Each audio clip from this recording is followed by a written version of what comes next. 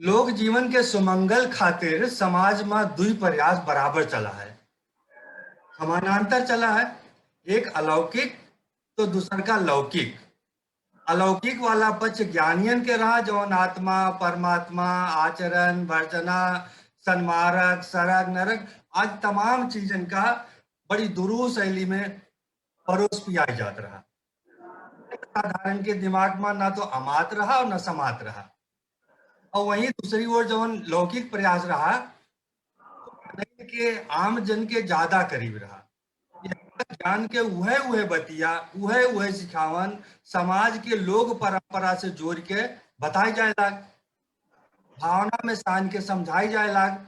और पंडित जी के मंत्र अपनी जगह, मुला लोक गीतन के भाव संवेदना अपनी जगह।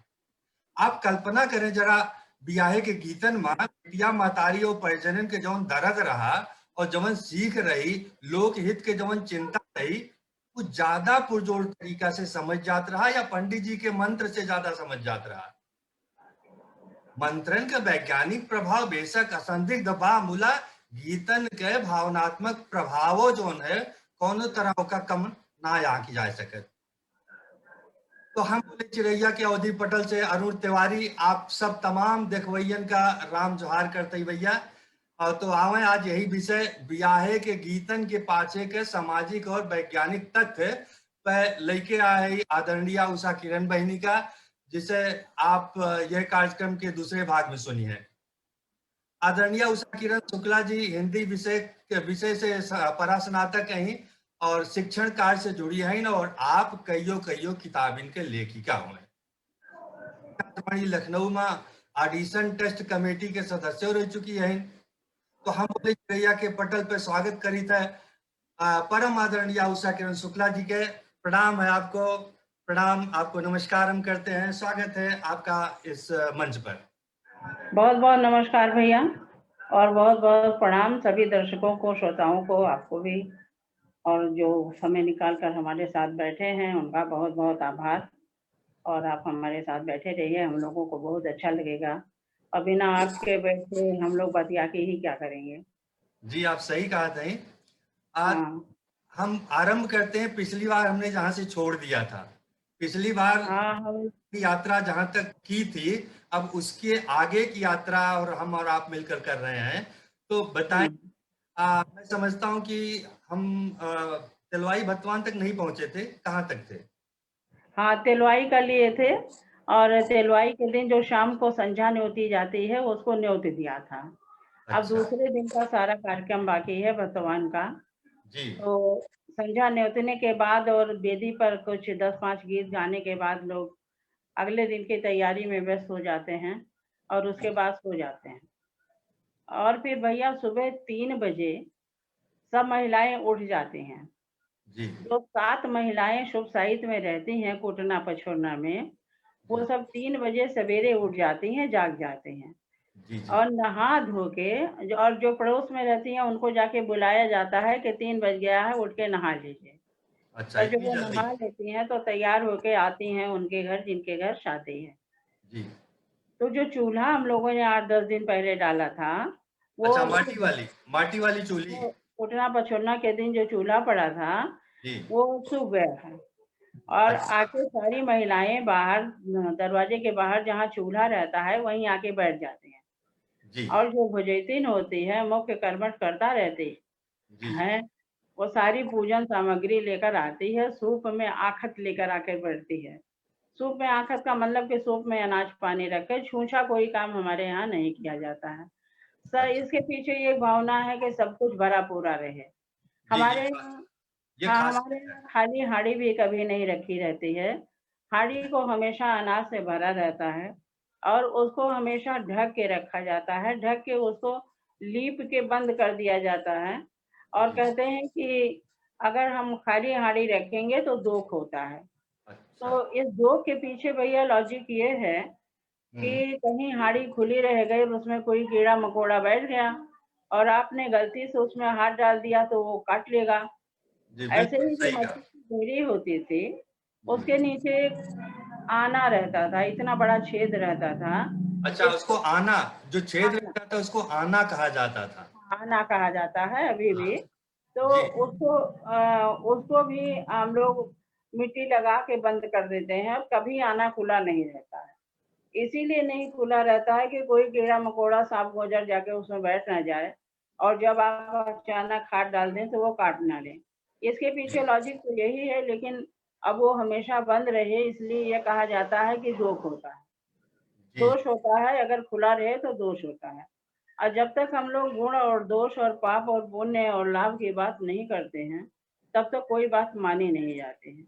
यूँ आप बहुत कह दें तो उसने जल्दी, खैर हम थोड़ा-सा विषय से आगे निकले, जी तो सारी महिलाएँ चूल्हे के पास आके बैठ जाती हैं, सूप में आखत रख लिया जाता है, जी और सभी महिलाओं के पोंछे में मतलब आँचल में थोड़ा-थोड़ा मटर या चने की दाल डाल दी जाती है। नहीं, आप वो शब्द यूज कीजिए ना, कोंछा यूज कीजिए, एकदम देसी शब्द यूज कीजिए। हाँ, पोंछा मतलब आँचल। जी जी ये हमारा आँचल जो ऐसे हम फैला के कुछ माँगते हैं या कुछ करते हैं, या जी आँचल में कुछ रख देते हैं, उसी को हम लोग पोंछा कहते हैं, आँचल को। जब उसी जी पोंछे में थोड़ा-सा दाल डाल देते हैं, हाँ और हाँ वो इसलिए डाली जाती है कि वही हमने कहा कि खाली हम लोग कोई काम नहीं करते हैं, उसके जी पीछे की भावना ये रहे कि सब कुछ भरा-पूरा रहे हमारे घर में, खाली ना रहे कुछ भी। जी जी तो वहाँ एक छोटी-सी चूल्हा होता है, जो कोहबर में रखा जाता है, अच्छा और उसके ऊपर हम लोग 5 सुपारी और 5 हल्दी और ₹1 का सिक्का रख के, उसके ऊपर कोसा रख के, उसको गीली मिट्टी से बंद कर देते हैं। इसलिए अच्छा कि हाँ कोहबर में सूना चूल्हा ना जाए। अच्छा अब अच्छा आप जानते हैं हल्दी और सुपारी में इतने औषधीय गुण होते हैं, इतने औषधीय गुण होते हैं कि उसकी चर्चा हम यहाँ करेंगे तो पूरा कार्यक्रम उसी पर चला जाएगा। जी बिल्कुल सही कह रही हैं आप। इसीलिए सुपारी को पान में खाया जाता था भैया। जी इ इससे पेट के बहुत सारे रोग दूर रहते थे सुपारी खाने से, और इसीलिए हर पूजन में, हर विधान में जो औषधीय चीज़ें होती हैं भैया, जी उनका जी प्रयोग किया जाता है कि उसी बहाने हम उसको इस्तेमाल करते चलें। तब उसको बंद कर दिया जाता है उस पूजन वाले चूल्हा को, हम्म, और उस चूल्हे को तेल लगाया जाता है, फिर सिंदूर लगा के टीक दिया जाता है, फिर अगरबत्ती जलाई जाती है, फूल चढ़ाया जाता है, आरती की जाती है। इस तरह से चूल्हे की पूजा हो जाती है। चूल्हा हमारे और भोजन के बीच का एक मुख्य साधन होता है भैया। जी ये अगर उपकरण है, एक उपकरण है भोजन के लिए हमारे, और किचन। चूल्हा एक चूल्हा एक पुल है जो हमारे पेट भरने के रास्ते में पड़ता है। जी और अगर चूल्हा, आज तो हमारे पास गैस का चूल्हा है, स्टोव है, सब कुछ है। लेकिन पुराने ज़माने में जब चूल्हा नहीं होता तो हम लोग कैसे खाना खाते, कच्चा अन्न चबाते खा ले। तो उस चूल्हे की पूजा की जाती थी, क्योंकि चूल्हा हमारा पेट भरता था, हमारा भरण-पोषण करता था। और जो जी चीज़ें हमारा भरण-पोषण करती हैं भैया, हम उनकी पूजा ज़रूर करते हैं, इसलिए कि हम उनका सम्मान करते हैं। जैसे हम नीम के पेड़ की पूजा करते हैं, जैसे हम तुलसी के पेड़ की पूजा करते हैं। जी इसलिए करते हैं कि इनमें बहुत औषधीय गुण होते हैं, और इनके बिना हमारा काम नहीं चलता है। हमारा शरीर इनके वजह से स्वस्थ रहता है, इसलिए उनका समूल नाश ना हो जाए, जी उनकी गुणवत्ता का प्रचार प्रसार होता रहे, आम जी जनता उससे परिचित होती रहे, जी इसलिए उससे पूजा का विधान है। जी तो तो हम लोग ये, कहने का तात्पर्य है कि जो उपयोगी है, हाँ, उपयोगी है, वो हम उसको सहयोगी बना लेते हैं। और हाँ, हमारे पुरखे बड़े ज्ञानी थे जिन्होंने एक हुँ, परंपरा शुरू किया कि जिसको आप पूजा करेंगे उसको आपके अकल में ध्यान आएगा कि कितना उपयोगी है, उसका इस्तेमाल कितना उपयोगी है जी। तो हुँ, सब मिलाकर के हमारे रस्मों में हुँ, इसका जो समावेश किया गया है बहुत ही बौद्धिकता पूर्ण है। जी, जी, जी। इसके पीछे भैया बहुत हज़ारों साल का चिंतन है। जी और हल्दी में क्या गुण है, तुलसी में क्या गुण है, नीम में क्या गुण है, पीपल में क्या गुण है, बरगद में क्या गुण है। इन गुणों की खोज करके ही इनके ऊपर रिसर्च करके इनकी पूजा पाठ और सब व्रत त्योहार बनाए गए हैं कि समाज में उनका प्रचार प्रसार होता रहे। जी बिल्कुल। तब जब चूल्हे की पूजा हो जाती है तो तो सारी आप महिलाएं, बताएं इस पूजा के टाइम में कोनो गीत उत कोई गीत उत है क्या इसमें? हाँ, पूजा के टाइम में वही गीत गा दिया जाता है जो देवी गीत होता है, जो पिछले कार्यक्रम में बता चुके हैं। अच्छा। उसके बाद जब चूल्हा पूज लिया जाता है, तब चूल्हे को सातों महिलाएं हाथ लगा के उठाती हैं एक साथ। तो पहले जमाने में भैया चूल्हा बहुत भारी हुआ करता था, अकेले उठता भी नहीं था। जी, सही कह रहे हैं आप। हाँ, अकेले उठता भी नहीं था। अब तो पतले-पतले, छोटे-छोटे चूल्हे बनाए जाते हैं, हम्म। क्योंकि उनकी बहुत अब हमें ज़रूरत नहीं है। तो भारी-भारी चूल्हे बनते थे, तो लोगों के सहयोग की ज़रूरत पड़ती थी, इसलिए 7 लोगों के उठाने का विधान बनाया गया। जी तब जी। वो एक चूल्हे को कोहबर में ले जाया जाता था, और एक जो 2 मुँह का चूल्हा होता था, वो क्या रसोई में जाता था, किचन में। हम्म और उस पर जब हम लोग कोहबर की पूजा करते थे, तो उसका खाना उस पर बनता था, कोहबर की पूजा का खाना। बाद हम्म। में होता था, जब शादी के सारे कार्यक्रम खत्म हो जाते हैं, तब कोहबर की पूजा किसी दिन होती है। जी तब वो तो रसोई में चला जाता था, और 5-6 चूल्हे और जो बचते थे, उनको फिर उठा के कहीं भी रख दिया जाता था। तो चूल्हा उठाते समय जो गीत था, वो गीत चूल्हा उठाते समय, लेके जाते समय गाया जाता था। जी। के थुअन की मोरे चुलिया के थुआ लागे उचकुन कवने रनवा भतरन ले सरब गुण आगरे वाह वाह। की मोरी चुलिया रूप न लागे उचुकुन भोजैति निरन्यवा भतरिन ले सर्व गुण आगरे।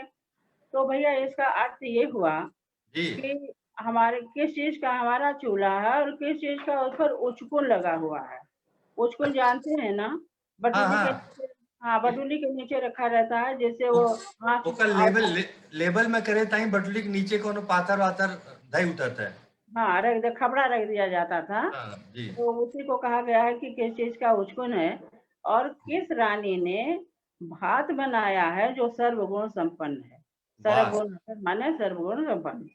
तो फिर बताते बहुत हैं कि दिव्य भावना है। सोने का मेरा चूल्हा है, और चांदी के उस पर उचकुन लगी हुई है, और बोझैतीन या और जो साथ में सातों महिलाएं रहती हैं, उन्होंने भात बनाया है जो सर्वगुण संपन्न है।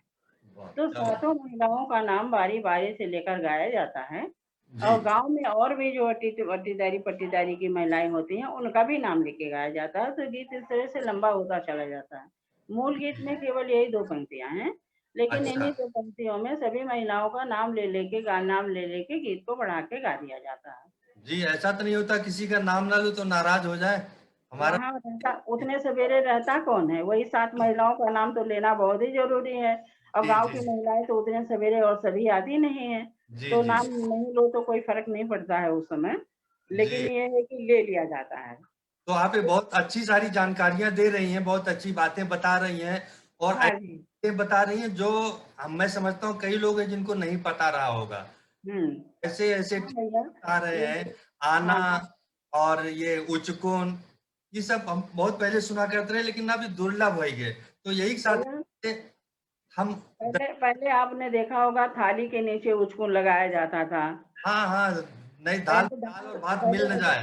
हाँ, पहले दाल दाल और दाल और सब्ज़ी कटोरी में देने का चलन नहीं था। नहीं था हाँ, बिल्कुल। तो उसे भात के ऊपर रोटी रख दी जाती थी, बगल में सब्जी रख दी जाती थी, और जी एक साइड में दाल रख दी जाती थी, थाली टाल दी जाती थी। जी तब ये होता था कि अगर ऐसे ही थाली रख देंगे तो उसमें दाल में चावल और सब डूब जाएगा, जी तो जी उनको जी स्पून दिया जाता था थाली के नीचे लगाने के लिए। जी। तो अक्सर क्या करते थे, लकड़ी की शैली डाल दिया जाते थे, चैली नहीं तो डाल। जिससे रोटी बनाते थे वो चिमटा ही खिसका देते थे। हाँ, चैली कंडी का तेली उसको डाल नहीं देते दिया थे। कंडी का उसको नहीं दिया जाता था, कहा अच्छा जाता था कंडी का उसको नहीं देना चाहिए। और अच्छा। कंडी बहुतायत में थी, चूल्हे के पास रहती थी जलाने हाँ के लिए। हाँ, बिल्कुल बिल्कुल। लेकिन कंडी इसलिए नहीं दी जाती थी भैया, इसके पीछे का कारण भी बताएं आपको, जी बताएं, स्वागत।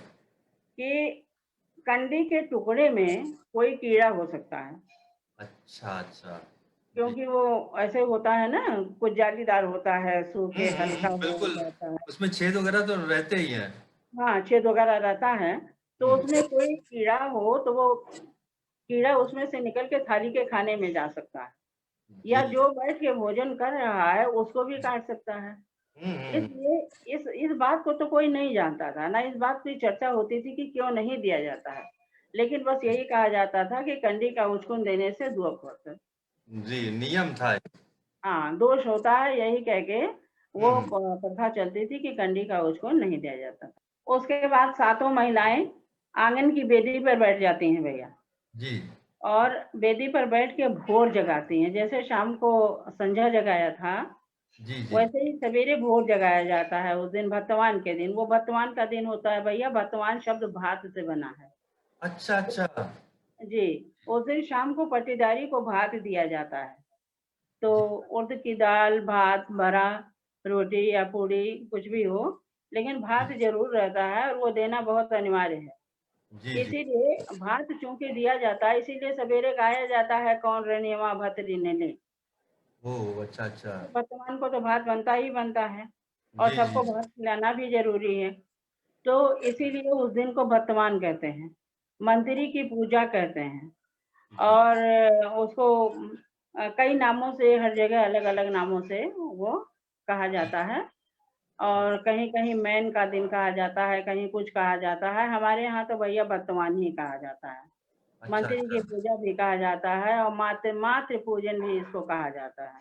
जी आपने जी कार्ड-वार्ड में देखा होगा मातृ पूजन छपा रहता है। जी जी। मातृ पूजन जो है कि लोकली मंत्री की पूजा कही हाँ, जाती मातृ पूजन, तो इसी दिन मातृ पूजन, इसी दिन वर्तमान, इस दिन आज के दिन तो बहुत ज़्यादा कार्यक्रम होते हैं शादी के दिन से। हम ये सारी वैसे रिवाज आपको बता रहे हैं, है। जी जो लड़की और लड़के के यहाँ कॉमन होते हैं। जी दोनों के बताइए। यहाँ जी मतलब एक जैसे होते हैं।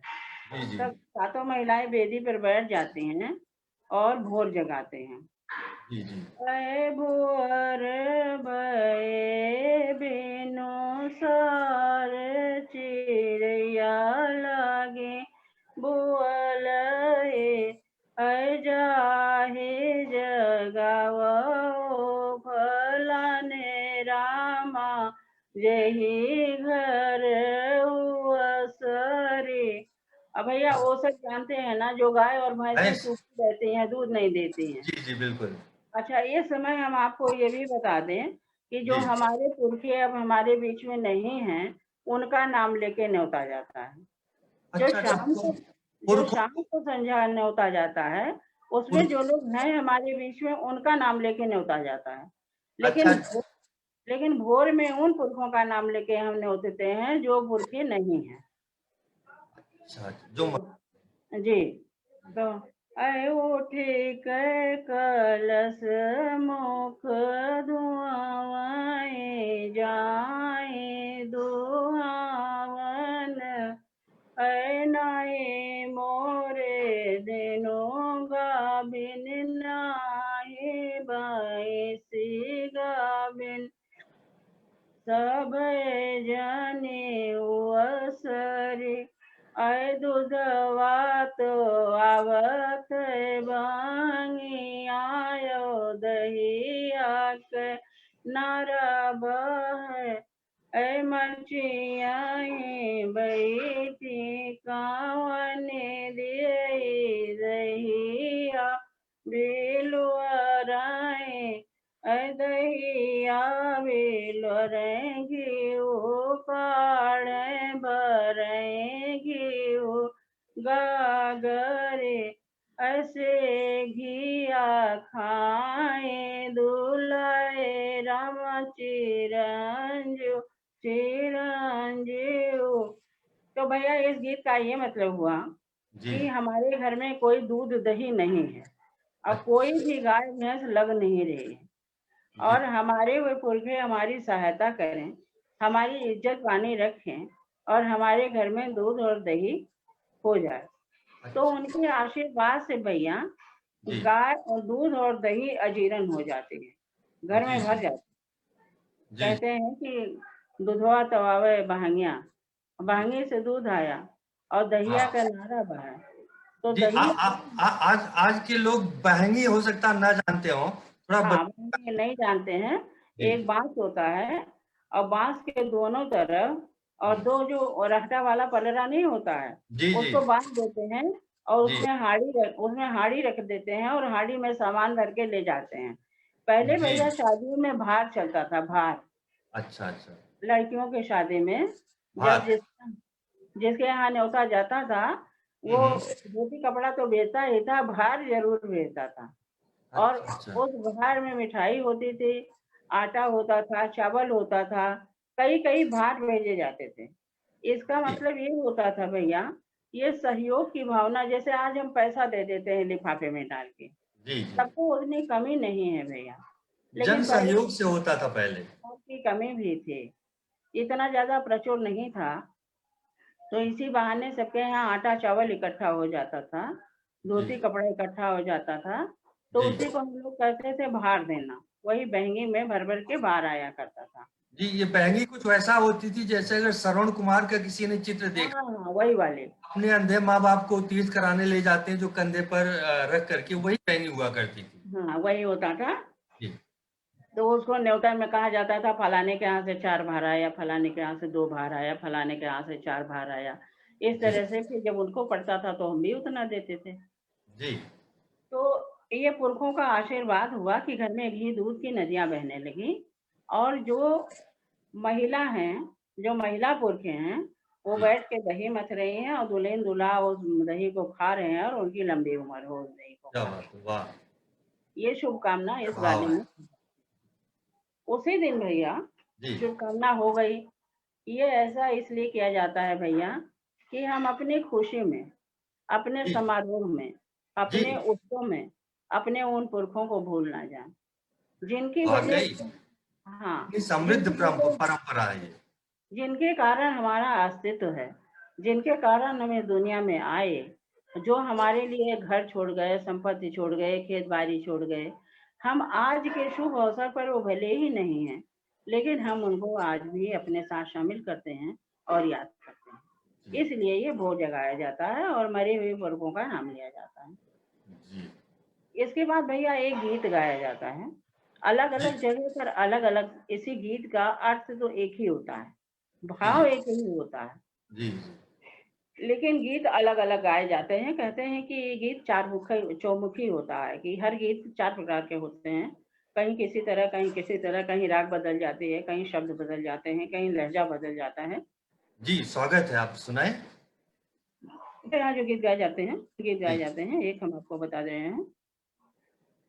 बहिनी धनी भैया निर्धन, भैया लय आओ हम का पियरिया, पहिल मोरा माड़ो, चूहिल मोरा माड़ो, मड़वा रसियावन हो।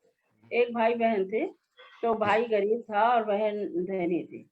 लेकिन अब शादी ब्याह में सबकी इच्छा होती है कि भाई के हाथ से पियरी हमारे लिए आए।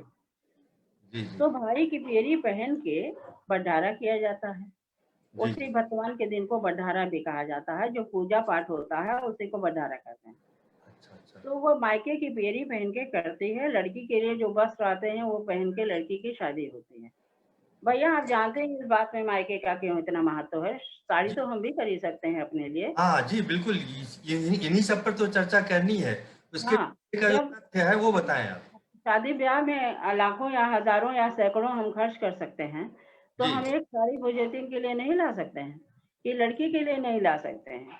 हाँ जी, लेकिन बिल्कुल, ये सोचने वाली बात है ये। हाँ, हमारा इंतजार इसलिए होता है कि किसी महिला की, लड़की की शादी, उसकी शादी के 20-25 साल बाद ही होती है। बिल्कुल। अरे लड़की पैदा होगी, बड़ी होगी, पढ़ी लिखी होगी, पढ़े लिखेगी, तब ब्याह होगा ना। हाँ जी, आजकल तो 20-25 साल ही लगते हैं, पहले तो जल्दी भी हो जाता था। तो इन 20-25 सालों में भैया जी मायके से संबंध खत्म ना हो जाए। पहले ज़माने में ऐसे भी लड़कियाँ बहुत कम जाती थी मायके, हम्म। तो उनसे मायके से संबंध एकदम कम ना हो जाए, इसलिए वहाँ की साड़ी अनिवार्य कर दी गई कि वो भी जी हमारे यहाँ शादी में आएँ और शामिल हों।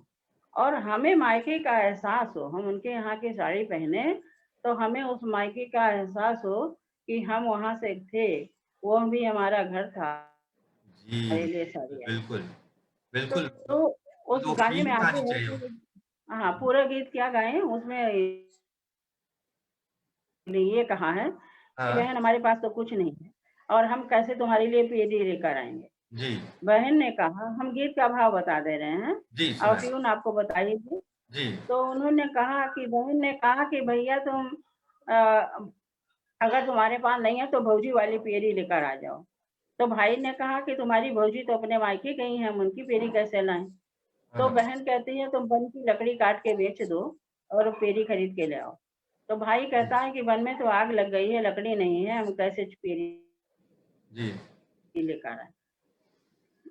चुप हो जाती है। ये कहता है कि अच्छा बहन तुम चिंता न करो, हम अपने ढाल तलवार बेच देंगे और तुम्हारे लिए पेड़ी लेकर आएंगे। फिर भाई पेड़ी लेकर गया। इस विषय पर भाई बहन के प्यार के विषय पर बहुत सारी कहानियां और बहुत सारे गीत, गीत होंगे कहानियां भी बहुत कही जाती हैं। कहने का मतलब है कि मायके और ससुराल के संबंध को हमेशा जीवित रखने के लिए ये सारी प्रथाएं बनाई गई हैं कि हर जगह बहुत मामा सुंदर का बात महत्व, हर जगह। सुंदर बात जी। बताई आपने कि हमारी प्रथाएं जो है जो समाज का हम्म। परिवार का अंतर गुंथन था, उस गुंथन को, उस बॉन्डिंग को और भी मजबूत करने के लिए सारी हाँ परंपराएं गढ़ी गई थी।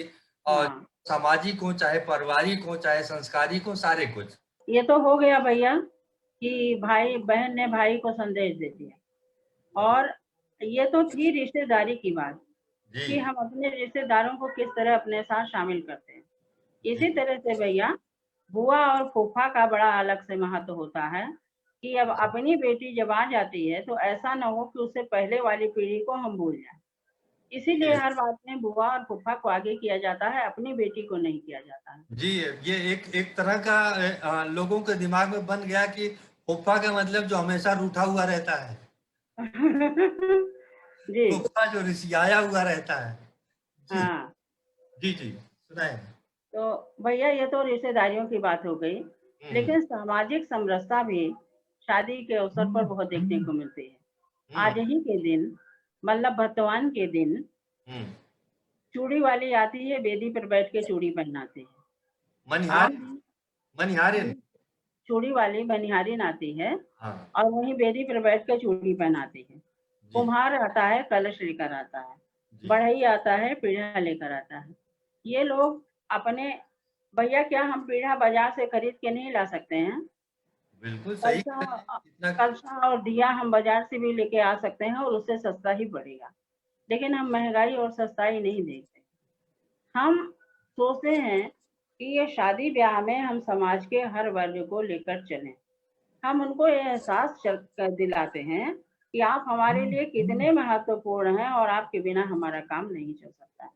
जी हम उनको अपने साथ शामिल करते हैं, उनको वेदी पर खड़ा करते हैं। कुम्हार, बढ़ई सबको वेदी पर खड़ा करते हैं और सूप में लोढ़ा, पहरुआ वगैरह वगैरह लेके जैसे दुल्हन परछी जाती है, वैसे उनके सहित उनका सामान परछा जाता है। अच्छा अच्छा ऐसा होता है। हाँ, और गीत भी गाया जाता है कि अच्छन पच्छन वाला गीत गाया जाता है, अभी बताएंगे। जी तो अब कुम्हार को परछा जाता है, तो बढ़ई को परछा जाता है, तेली को परछा जाता है। जितने लोग हमारे यहाँ सामान लेकर आते हैं, सबको सम्मान से, और जो सूप में आखत रखा रहता है, उसमें नेचू डाला जाता है, पैसे घर भर लोग डालते हैं। तो सबका डाला हुआ इकट्ठा करके ज़्यादा हो जाता है, वो ले लेते हैं, सूप वाला सामान ले लेते हैं, पैसा ले लेते हैं। जी उसके बाद भैया जब शादी खत्म हो जाती है, तो उन्हें अलग से साड़ी दी जाती है। और शादी के तीनों दिन वो तीनों दिन मतलब तीनों दिन दोनों जून वो खाना लेकर जाते हैं। जी अच्छा कितनी अच्छी सामाजिक समरसता है कि हम उनको उस दिन अपने से छोटा नहीं समझते हैं। हम उस दिन उनको वाह अपने से बहुत बड़ा समझते हैं, उनका सम्मान करते हैं। बाजार बहुत से सुंदर बात कलसा है ये। बाजार से कलसा लाएं तो साड़ी के मुकाबले तो बहुत सस्ता पड़ेगा, लेकिन हम जी उनको साड़ी देते हैं। हम उनका सम्मान करते हैं, अपनी बेदी पर खड़ा करके करते हैं, उनको टीका लगाते हैं, उनको पैसे देते हैं। तो इस तरह से ब्याह में तो नहीं, मैं कहता हूँ कि आज का जो राजनीतिक माहौल है उसने समाज को जोड़ने के बजाय तोड़ने का काम किया तोड़ा है। है जी, तोड़ा है। तो और हम जी लोग शादी ब्याह के बहाने उनको जोड़ा करते थे। जी अभी जी भी भैया बाजार में सब कुछ पटा पड़ा है, लेकिन अभी भी हम लोगों के यहाँ जो शादी होती है उसमें ऐसा ही करते हैं। ऐसे ही कुम्हार बढ़ई को बुला के उनको परछा जाता है, उनको नेक चाट दिया जाता है। तो इस तरह से ये सामाजिक समरसता का एक उदाहरण है, जो हमारे और इसी सबके बल पर ये व्यवस्था इतने हजारों सालों से चल रही है भैया, कि सब जी, एक दूसरे का सहयोग करते हैं। जी, जी, जी। उसके बाद उसी दिन भैया बेदी पाटे जाते हैं। क्या किए पहले जाते तो हैं? हाँ, बेदी? पहले तो बेदी भाई पाटते थे, जी, लेकिन अब नाऊ पाटते हैं। बेदी को नाव पाटता है। हाँ, नाऊ पाटते हैं, पहले भाई पाटता था, जी, लड़की का भाई, लड़के का भाई। तो जी, जी। बेदी पाटी जाती है और उसको गाय को गोबर से लिपा जाता है हुँ, हुँ, और फिर उस पर चौक पूरा जाता है। फिर हुँ। उस पर हेंगा गाड़ा जाता है। हेंगा जानते हैं ना, पाटा अरे चलते थे। हेंगा तो पुराने ज़माने में बैलों से जो खेत हेंगाया जाता था। बैलों से खेती होती थी। अब तो हेंगा कहीं से माँग के ढूँढ के लाया जाता है। बिल्कुल, और नहीं तो ऐसे ही कुछ छोटा-मोटा शहरों बनवा देते हैं। शहरों में तो 1-2 फुट की लकड़ी कनस्तर में गाड़ देते हैं, हेंगा हो जाता है। जी, बिल्कुल, हमने वैसा ही देखा यहाँ। लेकिन हम लोगों के यहाँ आप जानते हैं हेंगा क्यों गड़ा जाता है और कुछ क्यों नहीं गड़ा जाता? जी, यही जानने के लिए तो हम आज आपके साथ हैं। हाँ, तो हेंगा इसलिए कि पहले माड़ो छाया जाता था भैया। हाँ, तो बीच बीच का एक आधार जो होता है वो मजबूत और मोटा होना चाहिए। अगर हम बाँस का आधार लगाएँगे, तो हुँ, उसमें हुँ। गाँठें होती हैं जो इधर-उधर चलते समय हमको लग भी सकती हैं। अच्छा, अच्छा, अच्छा। तुरंत कोई जाए मोटा बाँस काट के लाए, उसको छीले, उसको सब कुछ करे तब उसको गाड़े और हेंगा बना बनाया रहता है और उस ऊँचाई का भी रहता है जिस ऊँचाई का माड़ो छाया जाता है। अच्छा, बस अच्छा। हेंगा तो दरवाजे पर ही है, उठा के लाके गाड़ दो और हाँ। माड़ो छा दिया जाता है। हुँ, हुँ। चारों कोनों पर 4 बाँस लगाए जाते हैं, वो भी माड़ो को सहारा देने के लिए। जैसे हम लोग थूनी लगाते थे छत पर जी, के जी। नीचे पहले। चारपाई के चार पाए जैसे। हाँ, थूनी जो लगाई जाती थी उसी के हाँ, बल पर छप्पर खड़ा रहता था। हाँ। तो इस तरह से वहाँ माड़ो छाने के लिए चारों कोने पर 4 बाँस लगाए जाते हैं और बीच में हेंगा गाड़ा जाता है। जी, जी। और उसके बाद कोहबर बनाया जाता है। अब कोहबर बनाने में फिर बुआ का काम लगता है और अच्छा, कलसा अच्छा। गूँथा जाता है। कलसा भी अपनी बिटिया नहीं गूँथेगी भैया, बुआ अच्छा, ये गूँथ भी है? हाँ, बुआ गूँथेंगी। हाँ, बुआ अपनी भतीजियों को साथ में बैठा लें ये हो सकता है, लेकिन हाँ, शुरू तो बुआ ही करेंगे। हाँ, आपने बताया तो मुझे याद आया मेरे घर में भी ऐसा ही होता था, लेकिन मैं समझ नहीं पाया वो खड़ी है, ये लोग गौंट रही हैं, ऐसा क्यों? हाँ। मुझे तो स्पष्ट हो उसको गया। गोबर से, जौ से, अक्षत से, दूब से और गाय के गोबर से उसको गोंठ के सजाया जाता था। जी। सजाने का ही वो काम होता था गोंठना। जी, ऐसे जी। खाली कलसा रख दें तो अच्छा नहीं लगेगा। हुँ, हुँ। तो इस अवसर का एक गाना है, किसी जी, मैया सुनाएँ। की ननद नहीं आई थी। जी। ननद नहीं आई थी और हाँ। कलसा गूँथना था और सारे गाँव के लोगों से आँगन भरा था। तो अच्छा, वो अच्छा। देख रही है तो बहुत पछता रही है, कह रही है जी, कि स्वागत है, सुनाएँ।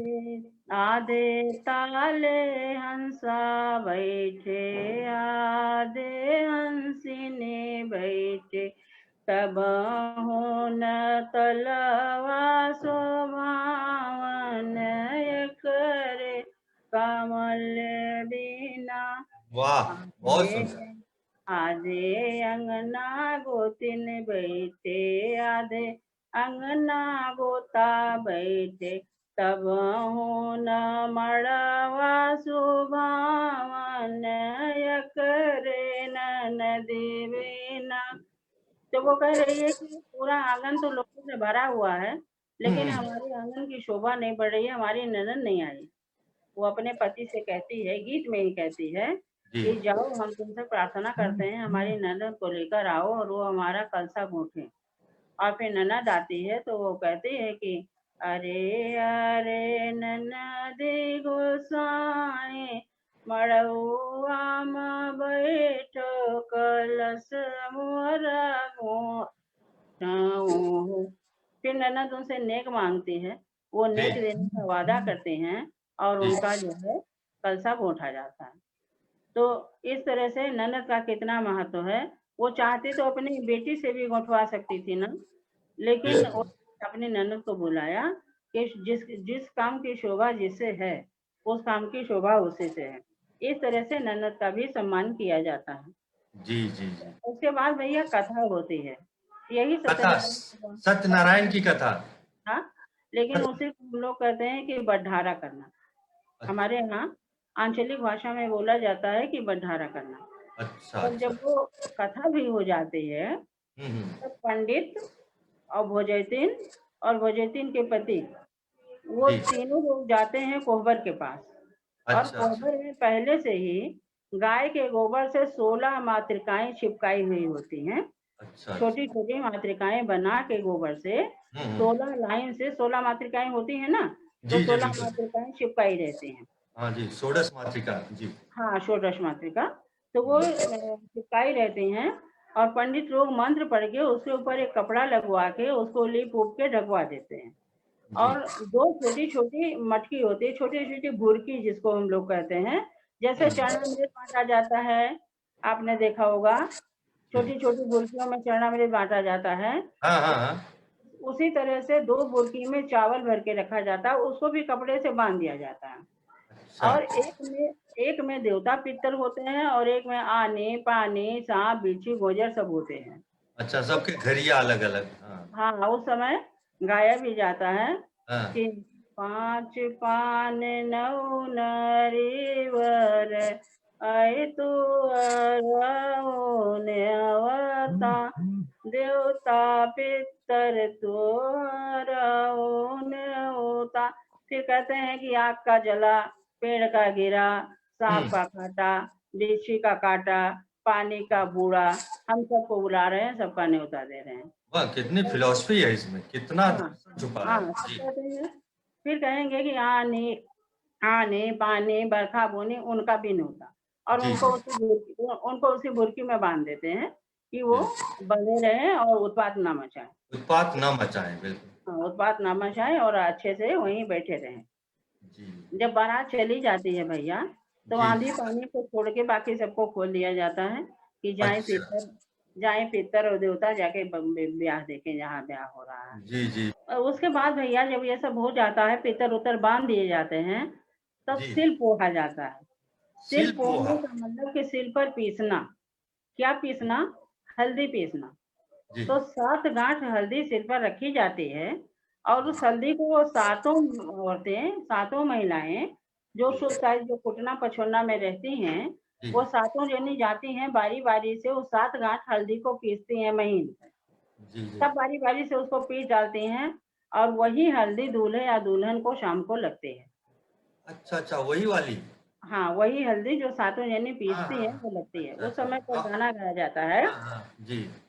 ऐसिली पोहो बहू हरे सिली पोहो ऐसिली तो उपजी है काशी तो लोढ़ावा बनारस अरे पुआ है दुल्हने दीज करी सोहाग सिले। कहते हैं कि सिल काशी से आई है, लोढ़ा जी। बनारस से मतलब दोनों एक ही जगह का नाम है, हाँ, हाँ जी, बिल्कुल। से आई है और उनके घर के मालिक जो हैं उसको खरीद के लाए हैं और जिनकी वो सुहाग सिल है, उस सिल को जी, सुहाग की सिल कहते हैं, क्योंकि हल्दी लगती है उसी के बाद सुहाग वाला काम होता है। तो कहते हैं कि वो अपनी सुहाग सिल पर वो हल्दी पीस रही हैं, तो उन सातों महिलाओं का नाम बारी-बारी से लेकर यही गीत गाया जाता है। अच्छा। गीत की यही पंक्तियाँ जी। कि पोहे कौन दे ऐसे करके सातों महिलाओं का नाम लेके गाया जाता है और जी। हल्दी पीस के रख लिया जाता है। उसके बाद शाम को भैया हल्दी लगती है, चाहे जी। वर है, चाहे कन्या है, दोनों के घर में दोनों को लगती है। किसी के जी। यहाँ 7 सुहागिन महिलाएँ, किसी के यहाँ 7 कन्याएँ, किसी के यहाँ 7 सुहागिन लड़कियाँ ससुराल से आई हुई, जिसके जी। यहाँ जैसी प्रथा है और जैसा चलन है, वैसा ही वहाँ लगता है। हमारे यहाँ 7 विवाहित लड़कियाँ जो अपनी ससुराल से आई होती हैं, वो लगाते हैं। जी। तो लगाते हैं तो उस समय पर गीत गाया जाता है जब हल्दी लगती है। जी। अब आप देखिए कि समाज के इस वर्ग को भी हल्दी के माध्यम से कितना सम्मान दिया गया है। इनको बुला के वेदी पर परछा तो नहीं गया, जी। लेकिन फिर भी इनके सम्मान के लिए हम गाते हैं जी।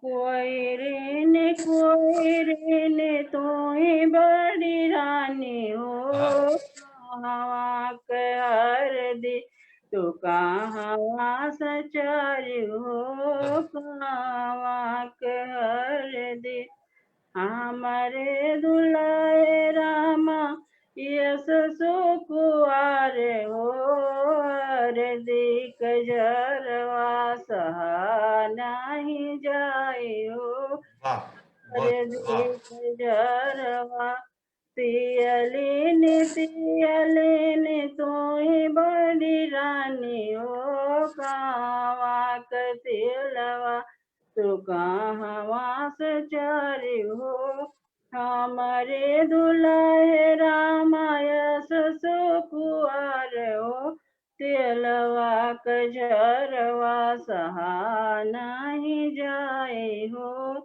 अब तक जौन दुल्हे रामा दूरी माटी खेले हो, वही दुल्हे रामा हर दिल गाँव हो, जवान दुल्हे रामा गुल्ली डंडा खेले हो, ही दुल्हे रामा तेलवा लगावे हो। हाँ, बहुत सुंदर। हाँ हाँ, तो इस तरह से हाँ, वो हाँ, तेलिन और कोयरिन को, जो कोयरिन हल्दी वो गाते हैं, हाँ, हाँ, हाँ। तेलिन तेल पेर के लाती है, जी, जी। उनका भी गुणगान किया जाता है, उनका भी यशगान किया जाता है।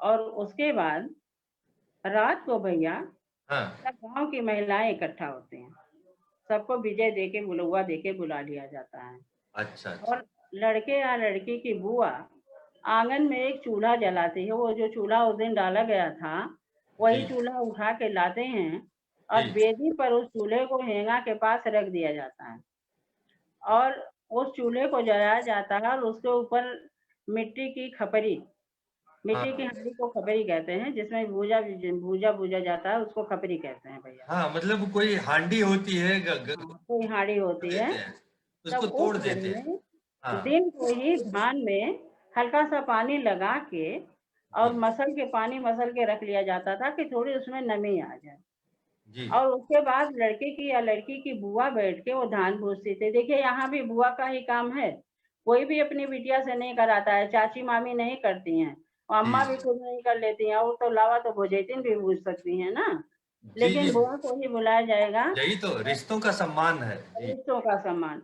और वहीं सूप में आखत रखा जाता है, और घर में जितनी महिलाएं होती हैं सब उसमें बुआ को उबार उबार के नेछू डालती हैं। अब बुआ के पास बहुत सारा पैसा जमा हो जाता है भैया। अच्छा, कमाई हो जाती काफी।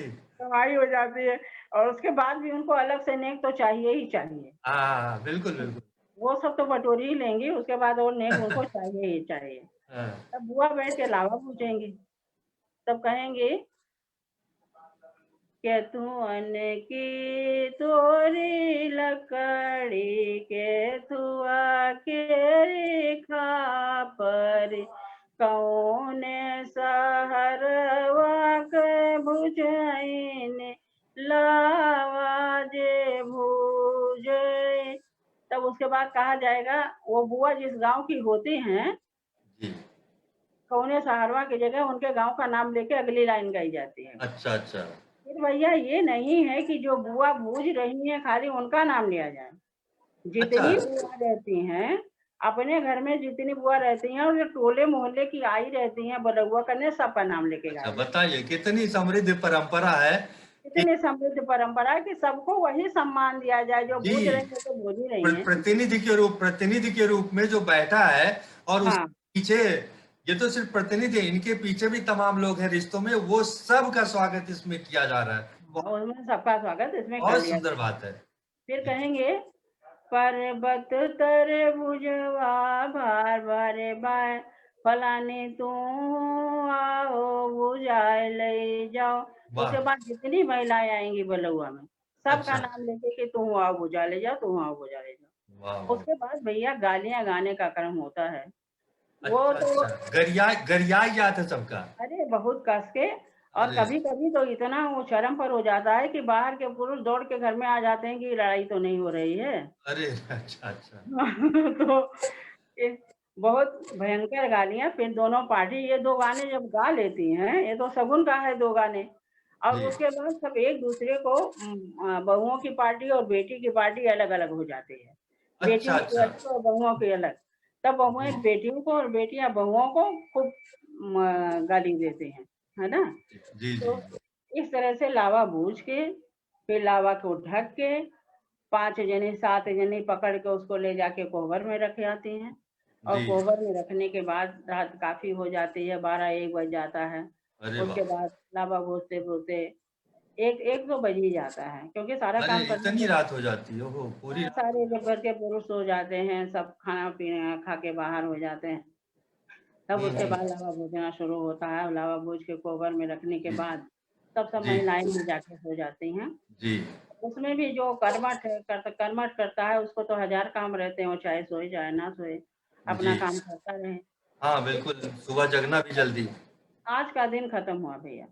भैया एक चर्चा और कर लें जी हम जरूर। लोग। जी जी जी दूसरे दिन जब शादी का दिन होता है उस दिन का कार्यक्रम तो सब खत्म हो गया। जी दूसरे दिन जब शादी का दिन आता है जी और बारात हमें ये अंदाज़ा लगा लेते हैं कि कितनी देर में हम पहुँचेंगे। उससे पहले दूल्हे को नहलाया जाता है। हम्म तो दूल्हे को नहलाया जाता है तो वो जो जुआठा होता है, जो हम्म। हल में बैलों के गले में डाल दिया जाता है। हाँ हाँ, जुआठा लोग नहीं जानते होंगे, पुराने हाँ, जुआठा। बैल तो से जोतते थे तो।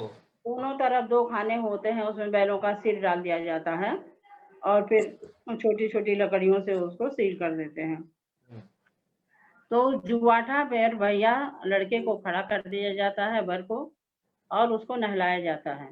जी वो जैसे उसके पीछे आँचर से उसके सिर पर रखे रहते हैं जी और नौ उनको नहलाता है। जी। यहाँ तो भैया उल्लेखनीय ये है कि जुआठा पर ही क्यों नहलाया जाता है?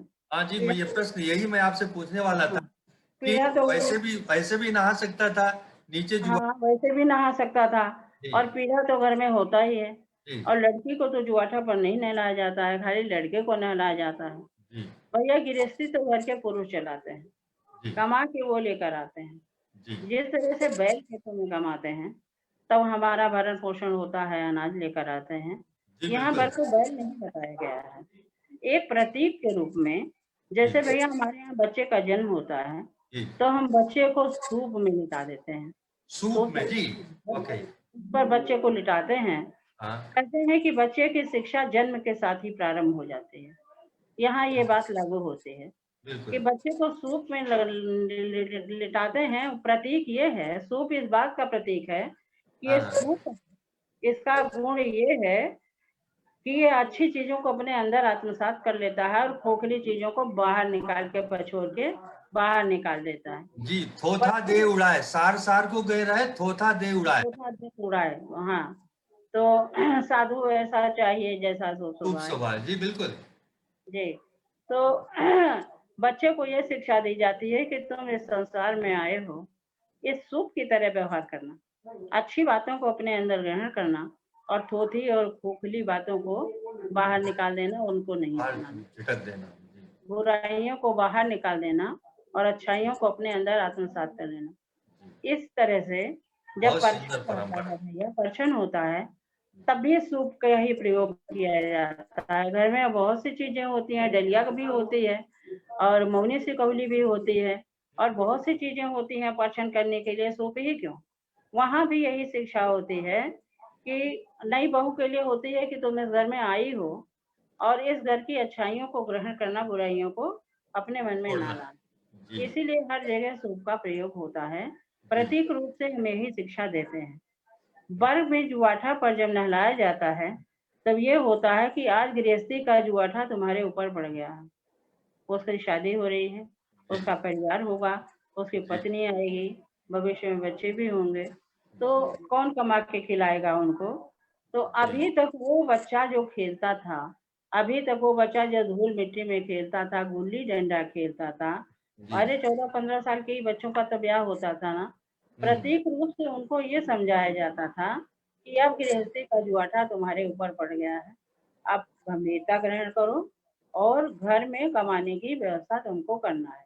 ये करनी बात पड़ेगी। कही नहीं जाती थी, जैसे बिल्कुल सूप के लिए नहीं कही जाती थी, लेकिन प्रतीक रूप से ये शिक्षा दी जाती थी।